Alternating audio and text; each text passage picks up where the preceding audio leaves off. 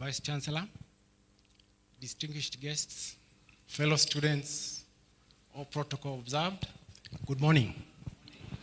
My name is Davies Ndonye, and I'm representing the PhD class 24, and specifically the PhD in organizational leadership. I recognize our HOD, Dr. Munyao, who is present. To be honest, I've been looking forward to this time, and especially on Friday, when I graduate. And especially the poem that goes with it, the celebrations that come with it. That is what I'm really looking forward to. And I can tell you, those celebrations have already started. They have already started, and in anticipation of those celebrations, I contacted my former supervisor at master's level. I took it here. And I wanted, because he was one of the people who encouraged me to pursue PhD, I wanted him to come and accompany me and join me in the celebrations that are going to ensue from this one. Unfortunately, he was traveling out of the country, and he told me that he could not come. I was so disappointed. But anyhow, he sent me a short message. And I want to read that briefly, what he told me. I quote, "Possibly, we will catch up later over a cup of coffee as we share notes on how this added responsibility will be used wisely for the glory as we serve our Lord Jesus more and more. Those who are being equipped, we must never succumb to escapist attempts to entertain, live, and find solace in unproductive tendencies and behavior." Jesus himself put it thus in Luke chapter 12, verse 48. "From everyone who has been given much, much will be demanded. And from the one who has been entrusted with much, much more will be asked." Thank you, Park University, for equipping us rightly. I want to sincerely acknowledge the great impact of our professors, the great impact of our lecturers, supervisors, and colleagues in shaping us to be who we are today. Actually, it is our resilience and perseverance together that has led us to achieve what we are now celebrating today. To my fellow graduates, I wish to encourage us to envision the future and the lasting legacy we hope to build. As we are commissioned today, there is no doubt that our skills, our confidence, the cheering of colleagues, friends, and family members is a ringing endorsement of our capability as transformation agents. Remember the adult's academic journey to this point and the challenges that you face along the way. The hours in meeting the strict timelines, the projects, and the research that we did. But God helped you, and He helped me.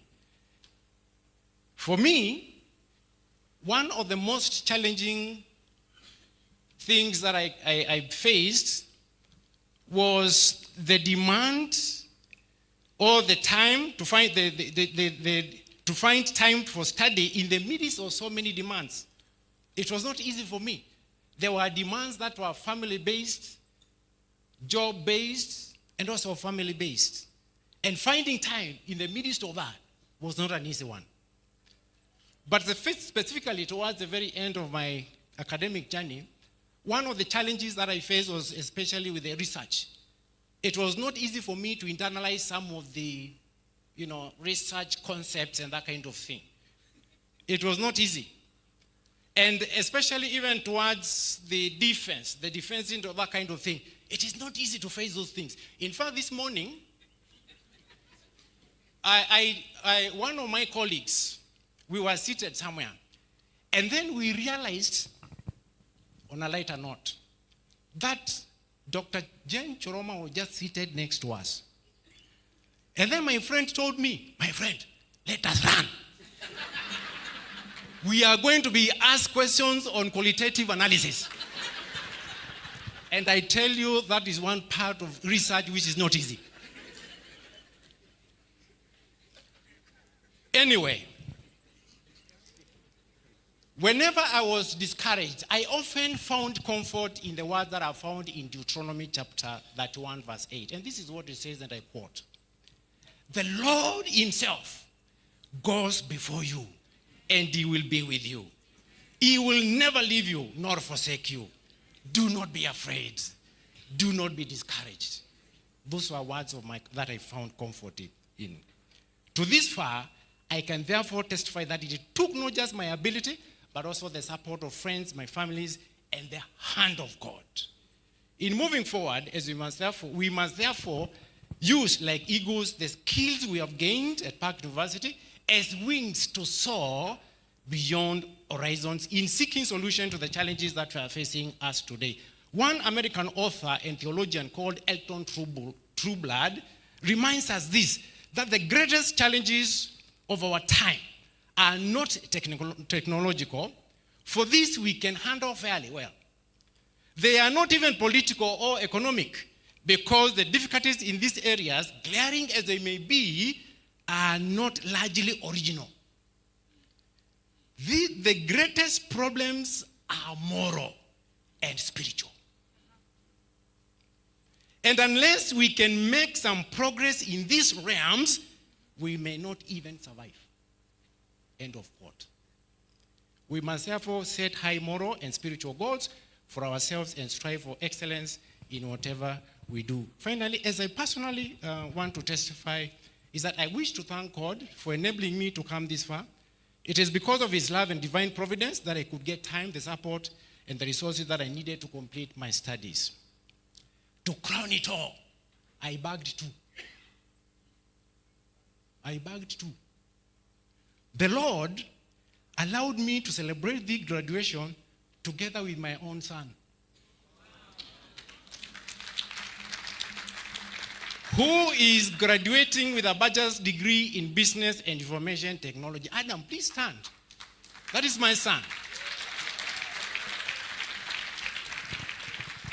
I know it feels somewhat strange to graduate with your son, but at least mine is a PhD. Park University, as indeed being our university of choice.